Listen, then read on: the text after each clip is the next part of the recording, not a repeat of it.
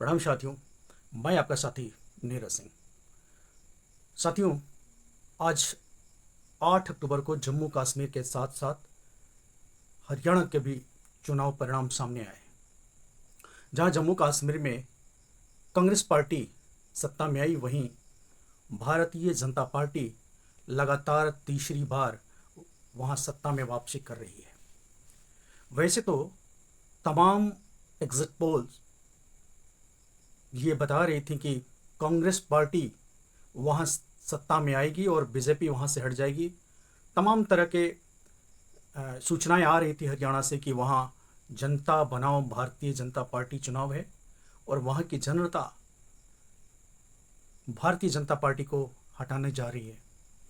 बहुत सारे ऐसे दृश्य सामने आ रहे थे जहाँ भारतीय जनता पार्टी के प्रत्याशियों को गांव के लोग गांव में घुसने नहीं दे रहे थे, किसान लोग विशेषकर।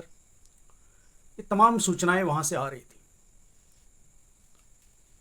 ऐसा शायद ही कोई कह रहा था। भारतीय जनता पार्टी के लोग जो अपवाद में हैं, और वहां के मुख्यमंत्री ने तो यहां तक कहा था एक दिन पहले प्रेस कॉन्फ्रेंस करके, हमारी सारी व्यवस्थाएं हैं, आप चिंता ना करें। इन अपवादों को छोड़ के ऐसा कोई भी व्यक्ति, कोई भी न्यूज चैनल, कोई भी मीडिया संस्थान, पत्रकार, राजनैतिक कार्यकर्ता ये नहीं कह रहा था कि वहां भारतीय जनता पार्टी तीसरी बार सरकार में आ जाएगी। जो मनोहर लाल खट्टर, जो 2.5-3 महीने पहले तक मुख्यमंत्री थे, छोटे हॉल में, विवाह भवन में, मंडप में, ऐसे जगहों पे 250, 300, 400, 500 लोगों की सभा कर रहे थे। मनोहर लाल खट्टर का लोग नाम नहीं सुनना चाह रहे थे, लोग उनका चेहरा देखना नहीं चाह रहे थे। प्रधानमंत्री अमित शाह जिस तरह से वो विधानसभा वाइज अपनी रैलियां करते हैं, जिले जिले वाइज रैलियां करते हैं, वैसे रैलियां भी नहीं की, मात्र 3 रैली करके अपने आप का पिंड छुड़ाना चाहा। और फिर जो मतदान के दिन वो महाराष्ट्र में थे और अमित शाह गुजरात चले गए थे, और हार का ठिकरा जेपी नड्डा, उनके जो अभी राष्ट्रीय अध्यक्ष है, उन पे फोड़ने की पूरी तैयारी थी। लेकिन आज जब चुनाव परिणाम आए तो परिस्थितियां बदल गई और नरेंद्र मोदी भी भाषण देते पाए गए कि हमने हरियाणा में ये और वो तमाम बातें। लेकिन सवाल ये उठता है कि क्या हरियाणा में वास्तव में एकदम साफ सुथरे ढंग से काउंटिंग हुई? क्या वहां ईवीएम के साथ कोई छेड़छाड़ नहीं किया गया, या ईवीएम में कलाकारी करके कहीं ऐसा तो नहीं है कांग्रेस पार्टी को जिता दिया गया? जैसा कि कांग्रेस पार्टी प्रेस कॉन्फ्रेंस करके ये आरोप लगा रही है कि जहां 99%, 97% बैटरी चार्ज थी, वहां उनके प्रत्याशी हार गए, और जहां 60% चार्ज थी वहां उनके प्रत्याशी जीत रहे हैं। जहां कम अंतर वाली सीटें थीं वहां कांग्रेस हार गई और भारतीय जनता पार्टी जीत गई। ये ऐसा बताया जा रहा है जहां अंतर बढ़ा था वहां कांग्रेस पार्टी जीत गई, क्योंकि वो भारतीय जनता पार्टी या चुनाव आयोग वहां कोई हेर फेर नहीं कर पाया। लेकिन जहां अंतर कम था वहां कांग्रेस पार्टी हार गई, या जहां ईवीएम को स्लो कर दिया गया, धीमे कर दी गई, चुनाव प्रक्रिया को, काउंटिंग प्रक्रिया को धीमे की गई, वहां कांग्रेस हार गई और भारतीय जनता पार्टी जीत गई। और एक तो उचाना कला से वीरेंद्र सिंह, जो कांग्रेस पार्टी के उम्मीदवार थे, मात्र 32 वोटों से भारतीय जनता पार्टी के उम्मीदवार से हार गए। वैसे तो हार जीत में बहुत बड़ा वो नहीं है। 48 सीट भारतीय जनता पार्टी को आई है, जबकि 37 सीट कांग्रेस पार्टी को आई है। 2 अभय चौटाला की पार्टी INLD को मिला है, जबकि 3 स्वतंत्र उम्मीदवार हैं। और एक भारी भरकम हैवी वेट जो उनके मंत्री थे, प्रत्याशी थे कांग्रेस समर्थित, जिनका चरित्र के बारे में, और जो एक एयर होस्टेस थी, उनकी हत्या में इनकी संलिप्तता थी, और उसे न सिर्फ उसकी हत्या हुई बल्कि उसकी तमाम तरीके से उनकी प्रताड़ना हुई उस एयर होस्टेस की। उस केस में भी ये नामजद थे, बाद में ये छोटे और भारतीय जनता पार्टी के लाडले हो गए। चाल चरित्र कैसा है भारतीय जनता पार्टी की, उसे बार बार बताने की जरूरत नहीं होनी चाहिए। साथियों, ये सारी चीज़ें तो हुई और बार बार कांग्रेस पार्टी ईवीएम के ऊपर ठीकरा तो फोड़ती है, लेकिन लाया हुआ भी, ये ईवीएम का लाया हुआ भी तो कांग्रेस पार्टी का ही है। इसलिए हम बार बार कहते हैं कि कांग्रेस पार्टी और भारतीय जनता पार्टी के चरित्र में बहुत ही अंतर नहीं है, राजनीतिक चरित्र में।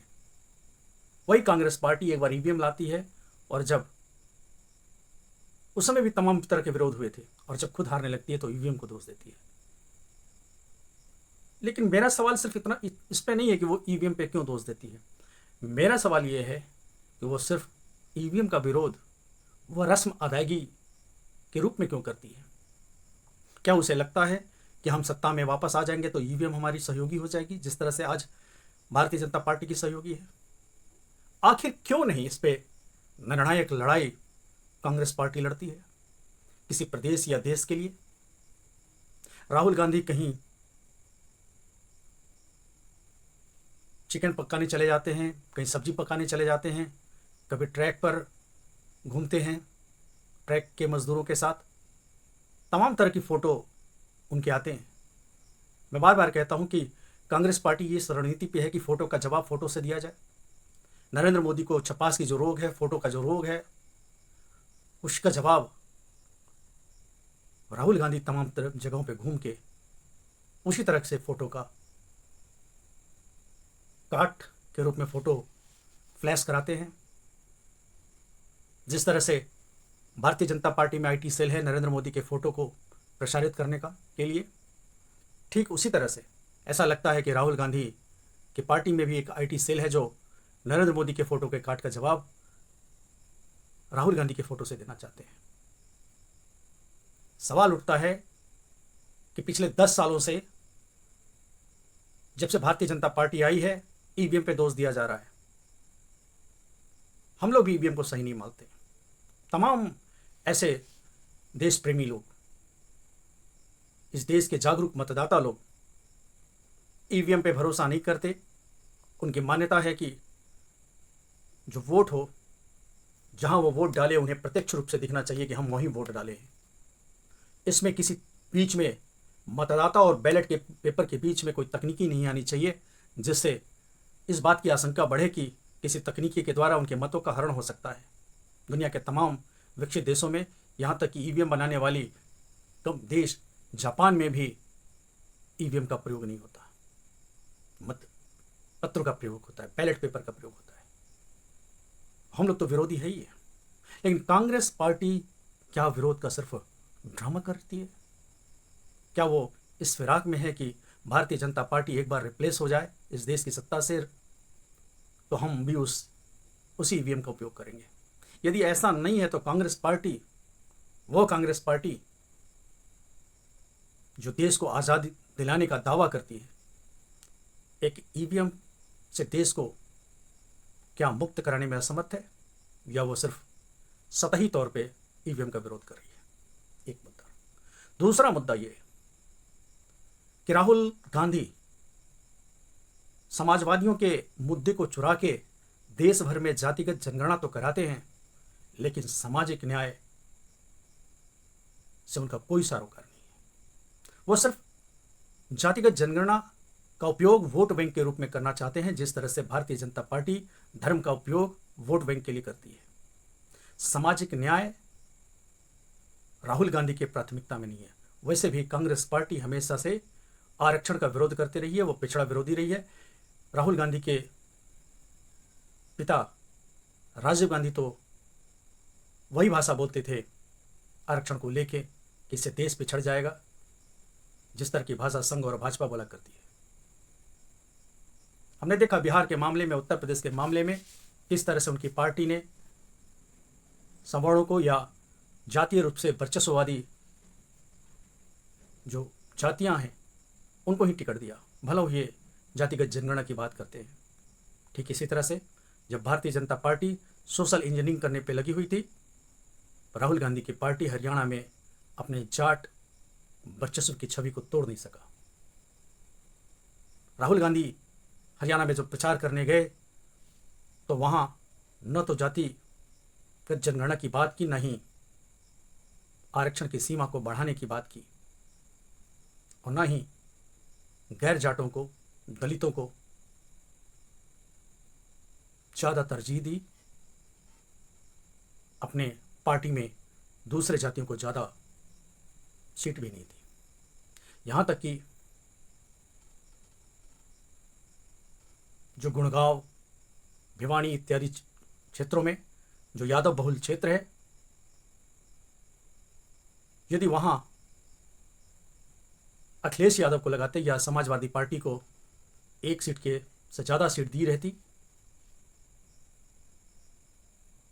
यादव नेतृत्व को भी आगे बढ़ाती, तो निश्चित ही आज इस तरह का रिजल्ट देखने को नहीं मिलता।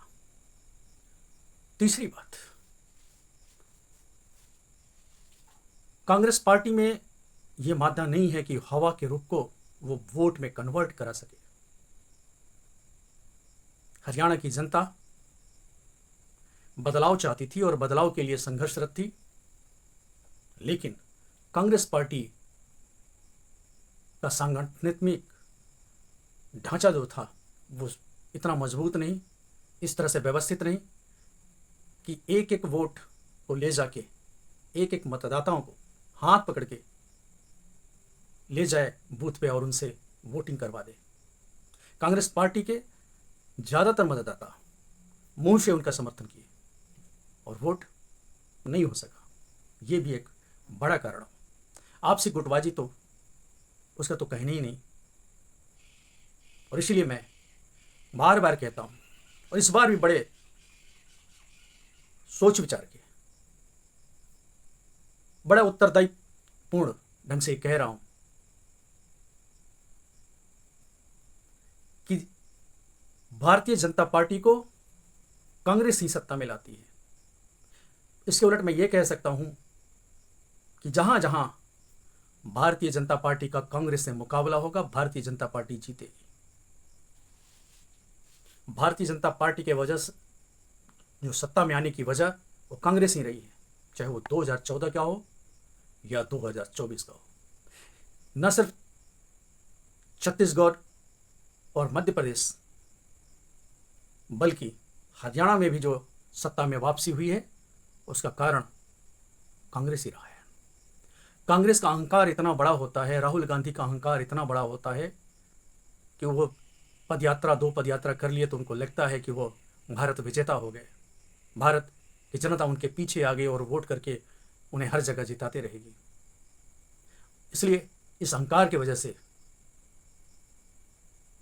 कांग्रेस पार्टी अपने सहयोगी ढूंढने में असफल रहती है। यदि अखिलेश यादव को एक सीट से ज़्यादा दी रहती या और भी साथी को ढूंढती हरियाणा के अंदर में, उसे तो लगता है कि सत्ता आ रही है मेरे पास और सत्ता उसे अकेले भोग करना है। उसका ये लक्ष्य नहीं है कि कांग्रेस को रिप्लेस करना है, कांग्रेस को हटाना है। परिणाम आए चाहे ना आए, मुख्यमंत्री कौन कौन होगा उसके रेस की बातें शुरू हो जाती है कांग्रेस पार्टी में, और सब दावेदार चारों ओर से उभर के आ जाते हैं।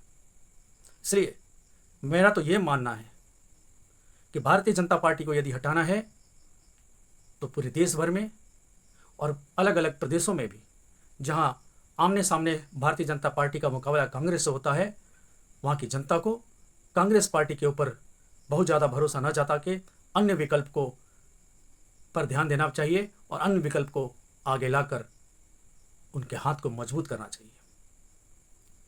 क्योंकि जब तक कांग्रेस है और जब तक कांग्रेस बनाम भाजपा होगा, वहाँ भारतीय जनता पार्टी हारेगी, अपने पार्टी की भीतरी गुटबाजी की वजह से, असफल या बिल्कुल नहीं सामाजिक न्याय के बात को ऊपर ऊपर कहना, लेकिन अंदर अंदर से सामाजिक न्याय के को नकारना, सोशल इंजीनियरिंग को नकारना, कुछ जाति विशेष वर्चस्वशाली जाति विशेष को आगे बढ़ाना, उसी पर भरोसा करना, ये सारी बातों की वजह से कांग्रेस पार्टी हारती रहेगी। और दूसरी एक और बात, दोनों की आर्थिक नीतियों में, दोनों के सत्ता चलाने की पद्धति में कोई अंतर नहीं है, दोनों में समान है।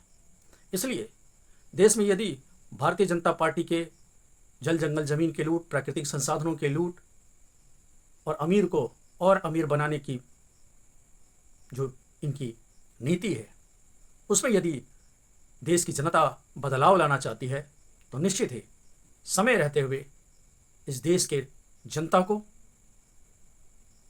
राजनीतिक समझ रखने वाले पत्रकारों को कांग्रेस की ऊपर भरोसा करना बंद करना चाहिए। ये सोच